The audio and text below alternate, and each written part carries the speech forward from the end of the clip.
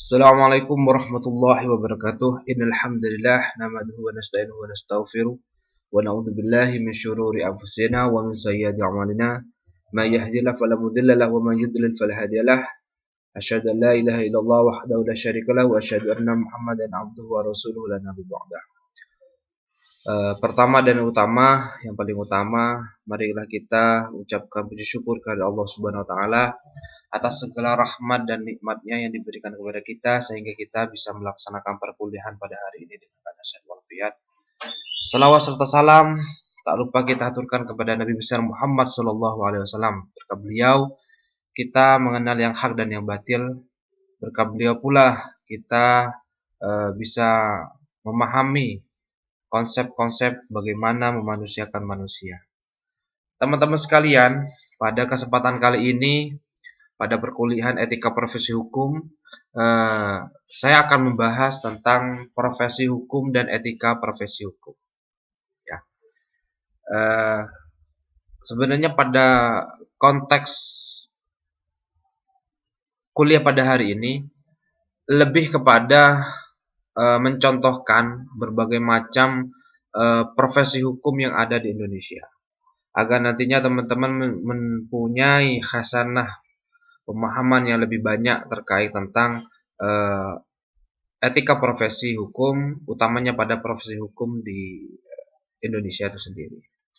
Teman-teman sekalian, saya sudah membagikan materi baik berupa video ini ataupun materi berupa teks yang sudah ada di LMS. Silakan teman-teman bisa download, bisa membacanya sendiri-sendiri.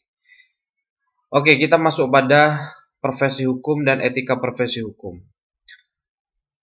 Teman-teman sekalian, kalau dianalogikan, profesi hukum dan etika profesi hukum itu bisa seperti halnya teman-teman ibaratkan seperti permainan sepak bola, teman-teman. Dengan aturan-aturan main yang ada di dalamnya. Agar suatu permainan sepak bola tersebut dapat berjalan sebagai mestinya, maka para pemain harus menaati larangan-larangan maupun perintah yang ada dalam peraturan sepak bola tersebut.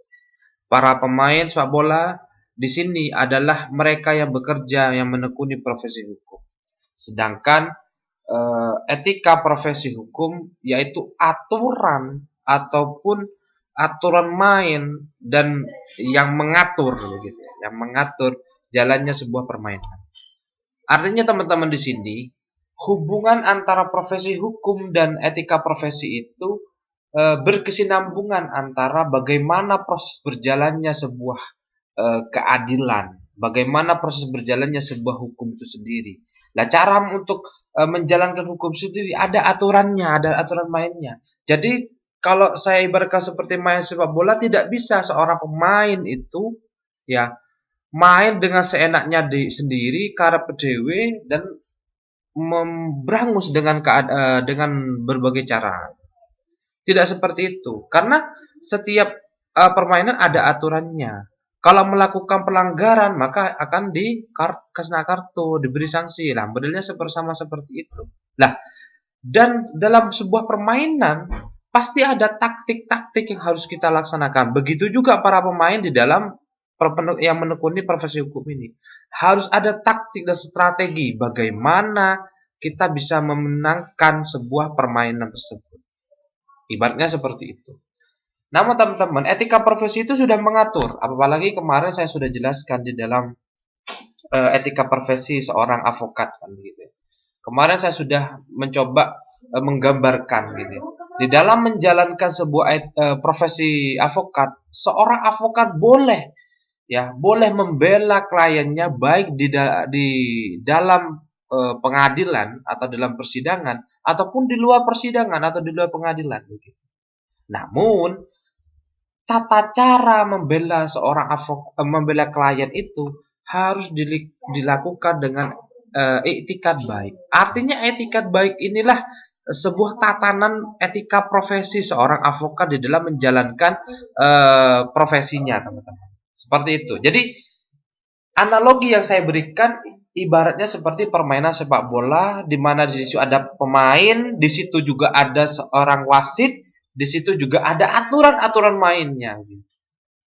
Tidak tidak harus seorang pemain itu main harus apa namanya sekarang dewe. Kalau sekarang dewe malah jadi kalah kan begitu. Ibaratnya seperti itu teman-teman. Itulah hubungan antara etika profesi hukum dan profesi hukum dan etika profesi hukum. Oke teman-teman, ada di Indonesia itu ada beberapa bidang profesi hukum yang bermacam-macam, yang mana berkaitan dengan penegak hukum atau para pemain yang saya analogikan sebagai pemain sepak bola tersebut. Yang pertama seperti halnya profesi hakim. Etika aparat pengadilan atau dalam ini profesi hakim ya, aparat pengadilan itu dituntut untuk dapat memadukan karakter profesinya yang akan menampilkan sosok kepribadiannya dalam mewujudkan sasaran dan tujuan yang ditentukan. Maka beberapa sikap ataupun sifat aparat pengadilan patut diwujudkan ya. Antara lain tawakal dan takwa dan tawakal. Takwa di sini teman-teman dalam menjalankan tugasnya seorang hakim ya, ataupun seorang aparat pengadilan begitu teman-teman, harus bertakwa kepada Tuhan yang Maha Esa. Artinya harus patuh dan tunduk Tuhan Maha Esa. Kenapa seperti itu? Karena mereka inilah wakil Tuhan atau wakil Tuhan untuk memutus tentang sebuah kebenaran ataupun kesalahan.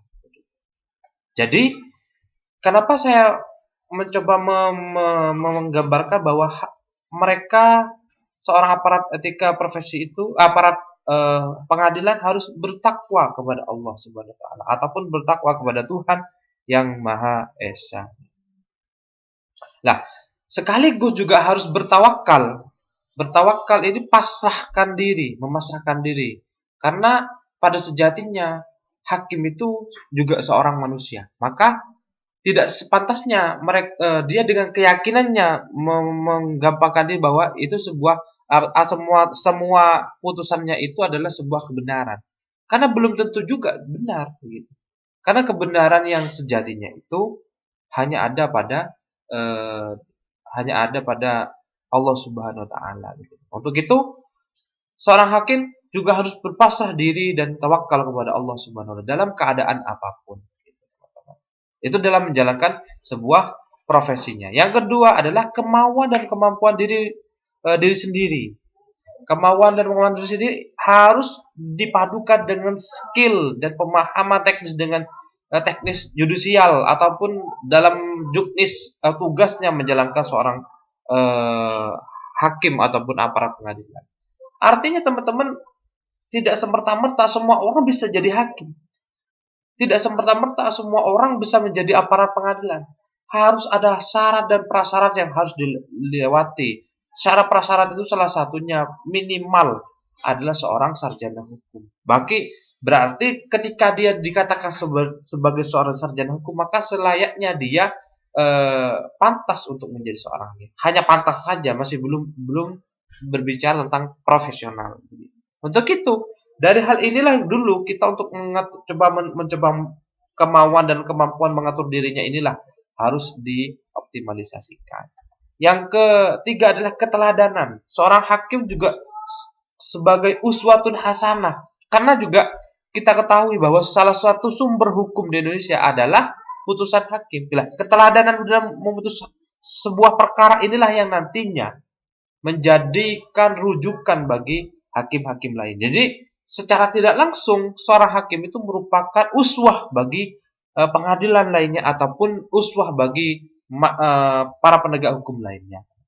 Karena kalau kita melihat hakimnya itu sudah ngawur, maka yang kita pikir yang pertama bahwa putusannya meskipun benar tetap saja seperti akan salah atau tidak berimbang atau tidak adil. Yang keempat adalah tanggung jawab, bertanggung jawab. Tanggung jawab ini merupakan sebuah tanggung jawab yang sangat besar. Hakim itu bukan cuma sekedar rasa tanggung jawabnya kepada manusia ataupun aturan atau hukum yang ada di Indonesia. Namun juga hakim itu harus bertanggung jawab segala putusannya kepada Tuhan yang Maha Esa. Maka dari itu, hakim harus berhati-hati ataupun aparat pengadilan harus berhati-hati dalam menegakkan keadilan. Maka harus senantiasa bertanggung jawab atas semua perbuatan. Maka dari itu jangan menjadi hakim terus seenaknya sendiri dalam memutus, tapi harus juga bertanggung jawab atas segala apa yang dia putuskan. Yang kelima, adil. Adil ini adalah salah satu sifat yang harus dimiliki oleh aparat pengadilan dalam rangka menegakkan kebenaran kepada siapapun tanpa terkecuali. Artinya teman-teman, adil ini merupakan syarat yang mutlak yang harus dimiliki oleh seorang hakim di dalam memutus segala perkara yang ada di dalam pengadilan itu.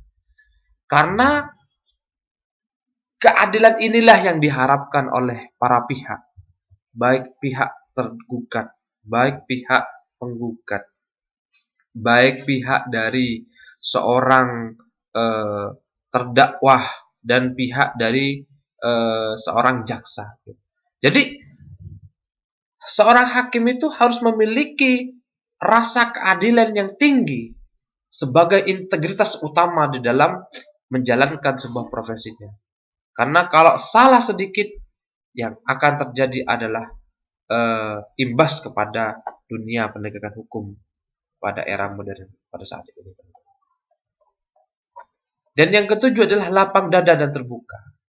Setiap aparat pengadilan sebagai insan yang bertugas di lingkungan pengadilan sudah barang tentu dituntut memiliki sifat lapang dada, pemaaf dan terbuka terhadap sasaran-sasaran bahkan titik yang diajukan kepada dan sikap sempit ya. Artinya teman-teman, seorang aparat pengadilan itu harus bisa menerima dari semua apa yang menjadikan permasalahan-permasalahan hingga disudutkan dan berbagai macam. Karena memang lapang dada dan terbuka ini harus memang dia miliki sebagai nantinya dia tidak istilahnya itu menyesali atas semua apa yang telah diputuskan. Karena pada sejatinya keadilan yang sesungguhnya itu memang bukan berada pada titik pengadilan yang ada di dunia. Namun keadilan sesungguhnya itu akan berada pada titik pengadilan di akhir masa atau di akhir dunia ini begitu. Namun selama masih hidup seorang hakim ataupun aparat pengadilan harus coba menerima lapang dada dan terbuka. Kalau memang salah katakan salah, kalau memang benar katakan benar. Dan segala konsekuensi apa yang jadi putusan itu harus diterimanya karena itu sebuah konsekuensi yang dimiliki seorang hakim. Maka dari itu keputusan seorang hakim itu sangat dibutuhkan di dalam menerima semua hal-hal yang sifatnya tidak enak ataupun hal-hal yang harus dikatakan seperti itu. Itulah seorang hakim. Meskipun pada kenyataannya dipengaruhi oleh politik dan berbagai hal, itu yang tidak bisa kita menafikan begitu. Yang ketujuh adalah dharma bakti dan kemitraan. Artinya setiap para aparat pengadilan harus mempunyai dharma bakti, kebaikan dalam berbakti dalam rangka menuju kepentingan bersama untuk mencapai sasaran yang telah ditentukan. Dan juga kemitraan antara pimpinan dan bawahan harus ada harmonisasi keduanya sehingga tercipta iklim yang kondusif, kompak, kebersamaan dan kesetiaan serta kesolidaritasan demi keberhasilan suatu pekerjaan yang telah ditetapkan. Artinya teamwork itu harus benar-benar dijaga betul dari pimpinan. Jadi meskipun seorang hakim menjadi seorang yang terhormat begitu, tidak bisa semata-mata seorang hakim itu semena-mena pada bawahannya yang seperti halnya para petugas bersih-bersih di pengadilan. Tidak bisa seperti itu. Karena semua aspek yang ada dalam sebuah pengadilan itu harus bekerja sama, harus kompak dan harus harmonisasi untuk terjadinya sebuah nuansa-nuansa keadilan yang ada di dalam lembaga peradilan. Yang ke-8 adalah patuh dan taat kepada pimpinan. Artinya patuh dan taat kepada pimpinan itu mematuhi segala bentuk peraturan-peraturan yang ada dalam peraturan perundang-undangan dan taat kepada pimpinan yang lebih tinggi. Kalau hakim ya harus patuh kepada kejagung karena sudah ada hierarkinya pimpinannya. Ini pimpinan pengadilan tinggi negeri, pengadilan tinggi eh, apa namanya, pengadilan tinggi tinggi provinsi, kejaksaan pengadilan agung ataupun Mahkamah Agung begitu. Namun tidak patuh dalam hal aspek dalam pemutusannya. Hanya patuh dalam struktur kepemimpinan saja. Tapi kalau sudah berbicara aspek kepada putusan ataupun pengadilan harus sesuai dengan hukum yang ada.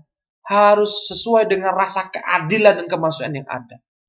Tidak semerta-merta hanya patuh terhadap hukum saja, tapi harus juga merujuk kepada rasa kemanusiaan. Kenapa seperti itu? Karena aturan itu belum tentu juga bisa mencangkup rasa keadilan yang ada di setiap hak asasi manusia yang ada di Indonesia ini.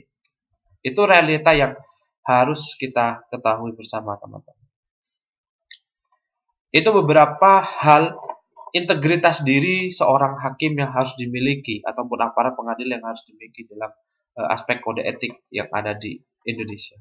Selanjutnya teman-teman, saya akan membahas tentang kedudukan dan fungsi tugas hakim. Hakim ini adalah pejabat yang melaksanakan tugas kekuasaan kehakiman sesuai dengan pasal 11 Undang-Undang Nomor 7 tahun 1989, pasal 12 Undang-Undang 1 nomor 5 tahun 1986 yang tentang pejabat pengadilan yang diberi kewenangan untuk mengadili ya. Di dalam pasal 1 Undang-Undang nomor 8 tahun 1981 ya. Istilah pejabat yang berwenang membawa konsekuensi yang berat oleh karena kewenangannya dan tanggung jawabnya yang merumuskan rangkaian tugas, wewenang, kewajiban dan sifatnya serta sikapnya tertentu, yaitu sebagai penegak hukum dan penegak keadilan. Hakim juga dapat diartikan sebagai hakim pejabat pemimpin yang persidangan. Artinya hakim itu adalah orang yang memimpin sebuah persidangan. Gitu. Kitab Undang-Undang Hukum Acara Pidana bab 1 tentang ketentuan umum pasal 1 ayat 8 mendefinisikan hakim sebagai pejabat peradilan negara yang diberikan kewenangan oleh undang-undang untuk mengadili. Artinya teman-teman, hakim ini merupakan sebuah pejabat negara di bidang peradilan untuk untuk mengadili yang diberikan kewenangannya, kekuasaannya oleh undang-undang sendiri. Teman-teman sekalian,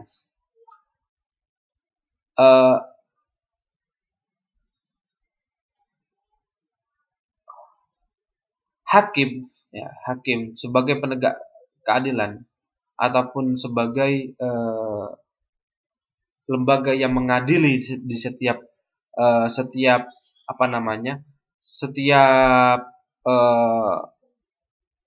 permasalahan-permasalahan yang ada di negara kesatuan Republik Indonesia.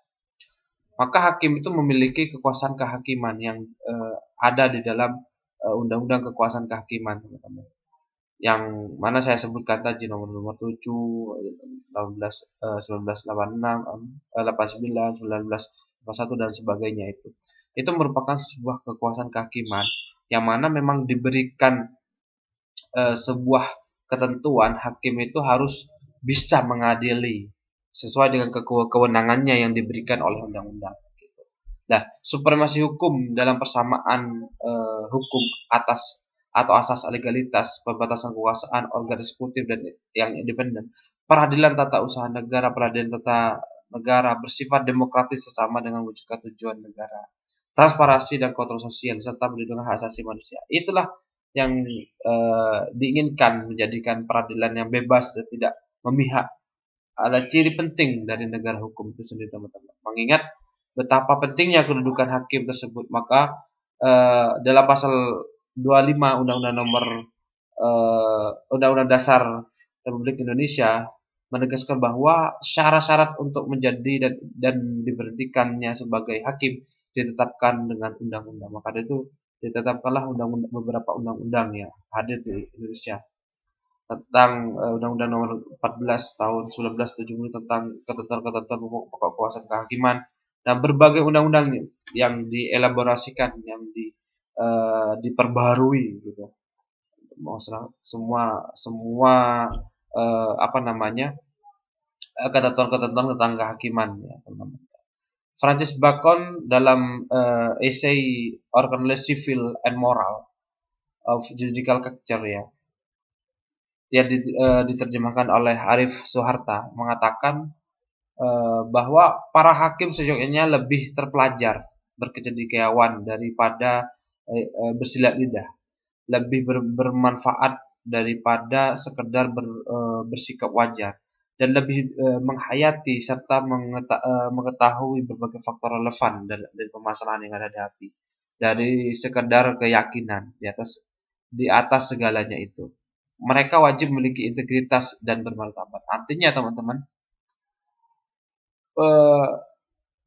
seorang hakim itu tidak dituntut untuk pandai berbicara ataupun bersilat lidah bahasanya. Namun seorang hakim itu lebih dituntut bagaimana mereka memiliki kecendekiawanan, ya, dituntut bagaimana lebih bermanfaat, dituntut untuk bagaimana bisa memahami konteks-konteks relevansi terhadap masalah-masalah yang ada di dalam suatu negara, dan dituntut juga memiliki sebuah integritas dan martabat yang tinggi.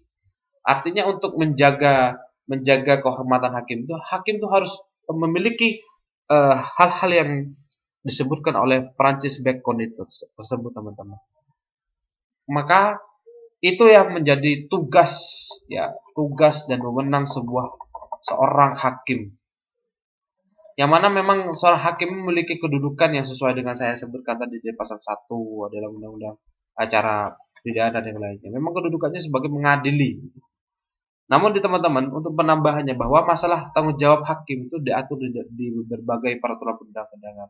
Yang pertama Undang-Undang Nomor 8 1981 tentang hukum acara pidana, Undang-Undang Nomor 14 1985 tentang Mahkamah Agung, Undang-Undang Nomor 2 tahun 1986 tentang Peradilan Umum, Undang-Undang Nomor 5 1986 tentang Peradilan Tata Usaha. Jadi berbagai macam undang-undang. Dan juga yang terakhir adalah Undang-Undang Nomor 7 tahun 1989 tentang peradilan agama. Nah, untuk peradilan agama ini memang sejarahnya secara singkatnya adalah dari perjalanan peradilan adat gitu, berkembang syariah hingga pertamanya itu di bawah naungan Kemenak, saat ini sudah menjadi satu dengan Mahkamah Agung. Jadi di bawah naungan Mahkamah Agung maka terintegrasi betul bahwa hakim hakim agama merupakan bagian dari penegak peradilan yang ada di Indonesia. Di dalam sejarah perkembangannya ya teman-teman, kode etik hakim atau profesi hakim dirumuskan pertama kali melalui sebuah keputusan nomor 2 tahun 1966 pada rapat kerja peradilan tinggi dan pengadilan negeri bersama Mahkamah Agung RI dengan menggunakan istilah kode kehormatan hakim yang berarti segala sifat batiniah dan sikap-sikap lahiriah yang wajib dimiliki dan diamalkan oleh para hakim untuk menjamin tegaknya kewibawaan dan kehormatan korps hakim yang untuk selanjutnya ditetapkan kembali dalam keputusan bersama Ketua Mahkamah Agung Republik Indonesia dan Menteri Kehakiman Maret 1988. Itulah pertama kalinya kode etik hakim dibentuk ya oleh Majelis Kehormatan Hakim. Kalau sekarang sudah ada KY ya. KY kan sebagai salah satu agenda bagaimana melahirkan hakim-hakim yang mempunyai integritas tinggi. Lalu dalam perkembangan selanjutnya kode etik hakim dijadikan acuan saat saat ini yang berdasarkan hasil musyawarah nasional IKHI ya ataupun ikatan hakim Indonesia ya, tanggal 30 Maret 2001 di Bandung. Adapun sifat-sifat yang harus dimiliki hakim dilambangkan menjadi panca dharma hakim, yaitu satu sifat kartika bintang melambangkan ketakwaan hakim pada Tuhan Yang Maha Esa. Yang kedua, sifat cakra, senjata ampuh penegak keadilan, melambangkan sifat adil baik dalam maupun di luar kedinasan. Yang ketiga, candra, bulan, melambangkan kebijaksanaan dan kewibawaan. Yang keempat, sari, bunga harum yang menggambarkan hakim yang berbudi luhur dan berperilaku yang tanpa tercela. Yang kelima, tirta air yang melukiskan sifat hakim yang penuh kejujuran dan bersih. Itulah beberapa tugas dan wewenang hakim dan kedudukannya di Indonesia, teman-teman. Oke, teman-teman, mungkin untuk hakim ini biar tidak terlalu panjang ya, jadi bisa teman-teman baca sendiri ya, agar nantinya ini juga bisa sesuai durasinya di perkuliahan ketika profesi ini. Karena memang masih banyak profesi hukum lainnya di Indonesia. Salah satunya yaitu profesi hukum avokat ya. Profesi hukum avokat ini memang teman-teman kita tahu bahwa diatur dalam Undang-Undang Nomor 18 Tahun 2003 tentang avokat ataupun penasihat hukum. Avokat ini teman-teman seolah memisahkan diri dari campur tangan lembaga peradilan lainnya. Artinya Undang-Undang avokat itu membentuk bahwa seorang avokat itu bebas ya, bebas dan aktif dan independen, berdiri sendiri tanpa tendensi dari berbagai tendensi dari kekuasaan apapun begitu. Artinya memang seorang avokat atau penasihat hukum berdiri sendiri dalam melaksanakan pekerjaannya. Sedangkan dalam pasal 2 ayat 1 Undang-Undang Avokat menyatakan bahwa yang dapat diangkat sebagai avokat adalah sarjana yang berlatar belakang pendidikan tinggi hukum dan setelah mengikuti pendidikan khusus profesi avokat yang dilaksanakan organisasi avokat.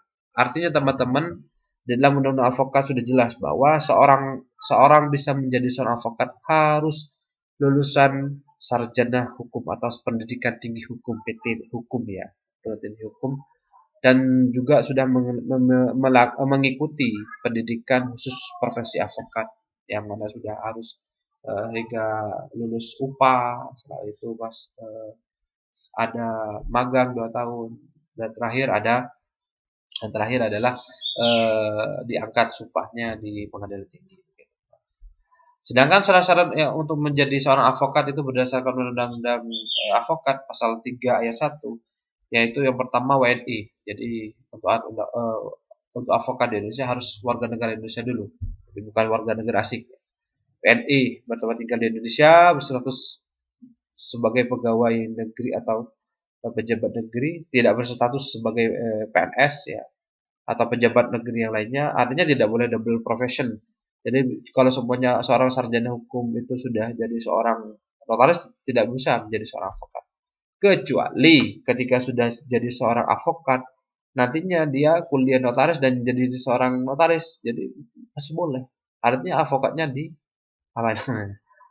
itu harus di dulu, di pending dulu. Gitu. Maksudnya pending tidak boleh beracara. Gitu. Sedangkan nantinya kalau seorang avokat itu teman-teman itu melekat sampai seumur hidupnya kalau avokat. Sedangkan kalau notaris itu hanya sampai berumur 40 tahun. Gitu. Itu perbedaannya. Yang kedua, kalau jadi seorang avokat tidak boleh PNS. Jadi kalau ada seorang avokat PNS maka taruh dulu avokatnya gitu. Jadi harus jadi PNS dulu gitu. Tapi tidak apa-apa, seorang avokat boleh melamar PNS. Tapi kalau sudah jadi PNS tidak boleh menggunakan kedua-duanya dalam melaksanakan tugas. Jadi kalau PNS kan ada masa pensiunnya. Ya. Ketika sudah pensiun itu baru bisa aktifkan lagi seorang avokatnya begitu teman-teman. Jadi harus dibedakan ya teman-teman. Karena kan banyak orang menyebut itu salah satu orang kok ada seorang PNS dan juga seorang avokat apa boleh kan? Sebenarnya tidak boleh. Gitu. Itu sesuai dengan pasal 3 ayat 1. Cuma maksudnya tidak boleh beracara gitu ya. Kalau cuma sebagai konsultan tidak jadi masalah ya. Tapi tidak boleh beracara di dalam pengadilan. Tidak boleh membela seorang klien. Itu maksudnya. Gitu. Yang keempat adalah berusia sekurang-kurangnya 25 tahun. Maka teman-teman kalau masih sudah lulus belum bisa langsung jadi advokat, karena memang teman-teman kalau rata-rata kalau sudah lulus itu umur-umur 21, 22. Maka untuk mengambil advokat itu kan cuma hanya tenggang waktunya hanya 1 semester kan ya. 1 semester itu sudah bisa menyelesaikan pendidikan profesi advokat. Maka 1 semesternya lagi antara 1 tahun, berarti dua tiga, berarti belum bisa disumpah. Maka dari itu 2 tahun kemudian harus harus di mengikuti apa namanya, mengikuti eh, ini, mengikuti dari eh, magang di advokat senior selama 2 tahun. Baru setelah 2 tahun selesai, baru bisa diangkat sumpah di pengadilan tinggi, teman-teman. Yang kelima adalah berijazah sarjana yang berpendidikan pendidikan tinggi hukum ataupun sarjana hukum, gitu. Ataupun seperti yang teman-teman saya sekarang tempuh itu sarjana hukum disamakan dengan sarjana syariah, begitu. Yang kedua, yang keenam, lulus ujian yang diadakan oleh organisasi advokat. Jadi harus lulus ya apa? Lulus ujian yang diadakan oleh organisasi advokat. Organisasi advokat di sini kan banyak pradi, kadi dan sebagainya. Magang sekurang-kurangnya 2 tahun. Terus menerus pada kantor advokat. Yang selanjutnya tidak pernah dipidana karena melakukan tindak pidana kejahatan yang diancam minimal 5 tahun atau lebih. Yang terakhir berperilaku baik, jujur, bertanggung jawab, dan adil yang mempunyai integritas tinggi untuk menjaga seorang martabat profesi hukum. Untuk menjaga profesionalisme di bidang profesi hukum dalam pasal 26 Undang-Undang Advokat, bahwa seorang advokat itu yang pertama uh, harus untuk menjaga martabat kehormatan profesi advokat disusun kode etik profesi advokat atau yang dibentuk oleh organisasi advokat. Ya seperti Pradin dan lainnya. Maka kode etik itu dibentuk oleh organisasi advokat. Yang kedua, advokat wajib tunduk dan mematuhi kode etik profesi advokat dan ketentuan Dewan Kehormatan Advokat, ya, organisasi advokat itu. Maka dari itu itulah sebagai cara bagaimana membuat seorang advokat itu profesionalisme, gitu. Artinya kode etik ini merupakan sebuah bagian untuk menjadi seorang profesional di dalam advokat. Nah, sedangkan dalam kode etik advokat disahkan tanggal 23 Mei 2002, yang mana kode etik advokat ini teman-teman apa namanya? Disingkatan dari kode etik advokat Indonesia ataupun KEHI, ya. Indonesia. Jadi kode etik advokat ini teman-teman merupakan ejawantah bahwa dari hasil undang-undang menyatakan seperti itu, berarti wajib untuk setiap organisasi itu membuat kode etiknya masing-masing di setiap organisasi advokat yang ada di Indonesia. Karena untuk menjaga kehormatan advokat, karena memang kita tahu bahwa seorang advokat itu merupakan profesi yang terhormat atau officium nobel, teman-teman. Selanjutnya profesi arbiter, ya. Nah, kalau profesi arbiter ini mungkin teman-teman banyak nggak begitu paham, ya gitu. Setelah diundang-undangkannya Undang-Undang Nomor 30 Tahun 1999 tentang arbitrase dan alternatif penyelesaian sengketa, di pasal 1 dinyatakan bahwa arbitrase adalah cara penyelesaian sengketa perdata di luar pengadilan umum yang didasarkan pada perjanjian arbitrase yang dibuat secara tertulis oleh para pihak yang bersengketa. Jadi dari undang-undang tersebut, teman-teman, melahirkan yang namanya arbiter, ataupun arbiter itu adalah seorang yang apa ya, istilahnya hakim gitu ya, hakim. Sebenarnya hakim. Kalau dalam pengadilan itu adalah hakim gitu. Namun kalau di luar pengadilan namanya arbiter. Jadi dalam setiap persengketaan yang ada yang yang diselesaikan di non litigasi itu bisa diselesaikan di dalam arbitrase yang ada, teman-teman, dengan beberapa cara, yaitu baik itu konsultasi, negosiasi, mediasi, konsiliasi, dan penilaian ahli. Nah, orang-orang yang menengahi ini kita sebut sebagai arbiter. Ini adalah organisasi yang sangat bagus dan penting sekali, gitu. Karena memang kita tahu bahwa di dalam penyelesaian apa namanya, penyelesaian sengketa di dalam masalah hukum perdata, teman-teman, kita membutuhkan waktu yang lama di dalam pengadilan gitu ya. Jadi kalau kita mau menyelesaikan di litigasi kan butuhnya waktu lama, biayanya besar. Maka juga ada solusi-solusi penyelesaian sengketa di dalam pengadilan yang dikeluarkan oleh Undang-Undang Nomor 30 Tahun 1999. Nah, jadi di dalam Undang-Undang Arbitrase atau di dalam Undang-Undang Nomor 30 Tahun 99 ini tentang arbitrase dan alternatif itu di dalam pasal 1 angka 7, teman-teman.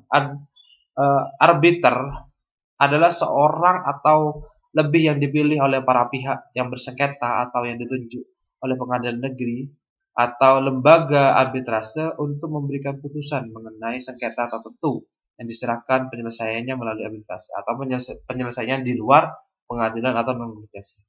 Efektif atau tidaknya suatu proses arbitrase sangat dipengaruhi oleh profesionalisme dari seorang arbiter. Artinya seorang arbiter itu dituntut untuk menjadi seorang yang profesional. Arbiter, teman-teman, tidak dapat dipilih dari sembarangan orang karena akan berpengaruh pada putusan arbitrase itu sendiri. Jadi kalau semuanya dipilih sembarangan orang untuk seorang arbiter itu tidak bisa pengaruh dari putusan arbitrase yang lainnya gitu. Jangan-jangan nanti untuk penyelesaian nanti tidak mendapatkan sebuah rasa keadilan antara para pihak kan begitu. Saya kan seperti itu. Dalam mengembangkan tugas-tugasnya, seorang yang berprofesi sebagai arbiter harus mampu bersikap mandiri dan tidak memihak kepada siapapun. Artinya harus bisa mempunyai integritas, tidak bisa memihak sama siapapun antara kedua belah pihak gitu. Sehingga untuk mendukung terciptanya putusan yang baik, maka dalam menjalankan profesinya tersebut dipagari oleh kode etik yang ada. Jadi kode etik di dalam arbiter itu ada ya. Jadi kode etik arbiter itu diatur di dalam peraturan BANI. Mungkin BANI itu Badan Arbiter Negara Indonesia gitu, yang dicetak ke-1 tahun 2016. Jadi kode etik itu ada di peraturan BANI untuk arbiter yang ada di Indonesia. Itu untuk arbiter, teman-teman. Selanjutnya profesi dosen hukum, seperti halnya saya. Jadi salah satu profesi mulia yang di bidang hukum adalah seorang dosen hukum. Dosen merupakan seorang guru yang memiliki kemampuan akademik secara teoritis yang sangat mumpuni. Tidak hanya teori-teori yang ada di dalam di Indonesia, namun juga terkadang seorang dosen telah mempelajari dan menelaah teori-teori dari negara-negara lain. Perbandingan yang dilakukan tidak lepas dari peranan dosen yang terus mengembangkan konsep ilmu dan pengetahuan yang ada. Dalam pasal 1 angka 2 Undang-Undang Nomor 14 Tahun 2005 tentang guru dan dosen, dinyatakan bahwa dosen adalah pendidik profesional dan ilmuwan dengan tugas utamanya mentransformasikan, mengembangkan, dan menyebarluaskan ilmu pengetahuan, teknologi, dan seni melalui pendidikan, penelitian, dan pengabdian kepada masyarakat sebagai salah satu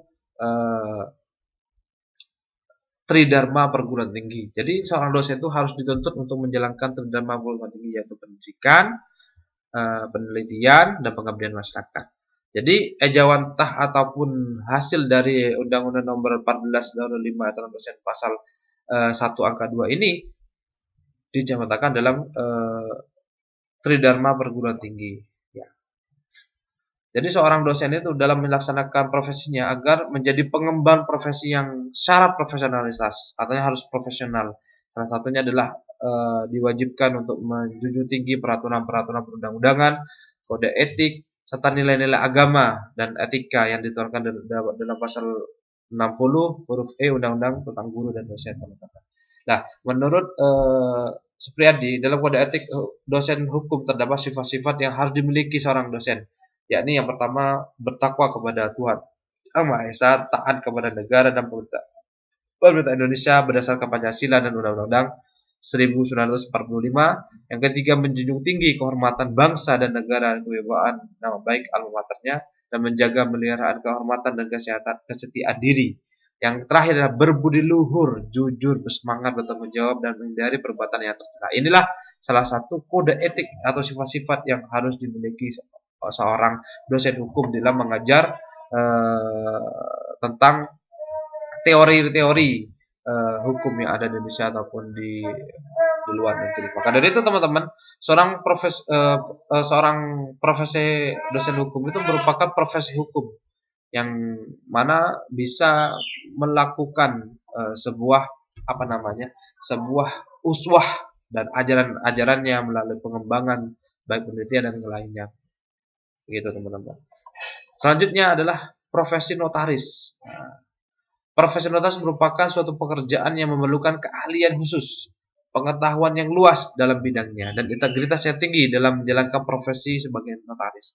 Sehingga seorang notaris agar dapat menjalankan profesinya sebagai notaris secara profesional, maka memiliki sifat-sifat berikut. Yang pertama, memiliki integritas moral tinggi di dalam meliputi kejujuran dan tanggung jawab. Pengetahuan yang luas dan mumpuni dalam bidang profesi notaris, baik itu masalah perjanjian, kontrak dan lainnya. Harus paling tidak memahami konsep-konsep perjanjian-perjanjian yang ada di dalam hukum berdata. Yang ketiga, kecakapan dalam menyelesaikan permasalahan hukum yang dihadapi. Yang keempat, memahami batasan-batasan dan ruang kewenangan yang menjadi kewenangannya. Harus memahami sejauh mana notaris itu bisa melangkah ataupun menjalankan kewajibannya atau kewenangannya. Yang kelima, mengutamakan pengabdian kepada masyarakat dan tidak hanya melulu terkait dengan uang, meskipun pada kenyataannya semua itu dibentuk dengan uang. Gitu. Artinya nomor 5 ini seorang notaris harus mengupayakan pengabdian kepada masyarakat, karena kewenangannya yang sangat luas sekali. Seorang notaris dalam menjalankan profesinya harus berpegang teguh pada kode etik notaris atau jabatan notaris, ya, atau undang-undang notaris, ya, dan juga harus patuh terhadap kode etik notaris yang dibentuk oleh ini, yang mana ini itu adalah Ikatan Notaris Indonesia ataupun Perkumpulan Ikatan Notaris Indonesia, begitu teman-teman. Jadi ini merupakan organisasi tunggal sebagai organisasi notaris. Kalau advokat banyak organisasinya, tapi kalau ini hanya satu di Indonesia, hanya ada satu ini yang ada di Indonesia. Yang mana ini merupakan organisasi yang tunggal untuk mengatur kode etik seorang notaris. Dan kalau memang seorang notaris itu bermasalah, maka yang terjadi adalah Dewan Kehormatan Notaris lah yang akan memutuskan. Hampir sama dengan advokat ya tata caranya, sesuai dengan undang-undang notaris itu sendiri dan kode etik notaris itu sendiri. Dan di sini juga ada profesi kurator. Kurator berdasarkan pasal 1 angka 5 Undang-Undang Republik Indonesia nomor 37 tahun 2004 tentang kepailitan dan penundaan kewajiban pembayaran utang adalah balai harta peninggalan atau orang perseorangan yang diangkat oleh pengadilan untuk mengurus dan membereskan harta debitur pailit di bawah pengawasan hakim pengawas. Artinya teman-teman, kalau seorang seorang debitur itu pailit, maka nanti kan akan ada yang namanya pembayaran utang yang diselesaikan harus melalui kurator, ya. Kurator ini adalah pejabat tentang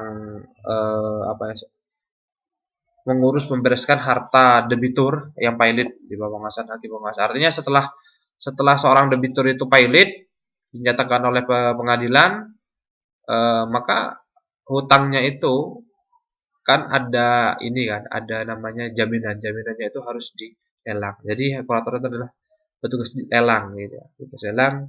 Nanti maka kurator inilah yang nantinya sebagai otoritas yang memberikan mengurus untuk membereskan harta debitur untuk dilelang tersebut. Kurator sendiri adalah otoritas yang selanjutnya akan melakukan pengelolaan terhadap harta kekayaan debitur yang telah diputus pailit. Itulah kurator, teman-teman. Oke, yang terakhir yaitu kurator itu untuk teman-teman bisa dibaca sendiri ya. Terakhir itu terakhir adalah di sini ada profesi auditor hukum. Profesi auditor hukum itu merupakan seorang yang bertugas atau memiliki kemampuan untuk melakukan audit hukum. Dikutip dalam seminar eh, materi seminar strategi pembuatan legal due diligence yang tanpa celah yang dilaksanakan Pradi dengan bekerja sama dengan hukumonline.com pada tahun 2010, audit hukum atau legal audit yang lazim disebut sebagai legal due diligence adalah kegiatan pemeriksaan secara seksama dari segi hukum yang dilakukan oleh konsultan hukum terhadap suatu perusahaan ataupun objek transaksi sesuai dengan tujuan transaksi untuk memperoleh informasi atau akta material yang dapat menggambarkan kondisi suatu perusahaan atau objek transaksi. Tujuan untuk melakukan audit itu adalah memperoleh status hukum atau penjelasan hukum terhadap dokumen yang diaudit atau diperiksa. Yang kedua, memeriksa legalitas dan badan hukum atau badan usaha. Yang ketiga, memeriksa tingkat ketaatan suatu hukum pada badan usaha. Yang keempat adalah memberikan pandangan hukum atau kepastian hukum dalam suatu kebijaksanaan dalam sebuah perusahaan. Di Indonesia, teman-teman, belum terdapat payung hukum mengenai auditor hukum. Yang ada hanya auditor sebagai jabatan fungsionaris. Namun, telah terdapat suatu badan yang menaungi profesi auditor hukum, yakni Asosiasi Auditor Hukum di Indonesia atau ASAHI. Namun melalui surat keputusan Direktur Jenderal Pembinaan Pelatihan dan Produktivitas Kementerian Tenaga Kerja dan Transmigrasi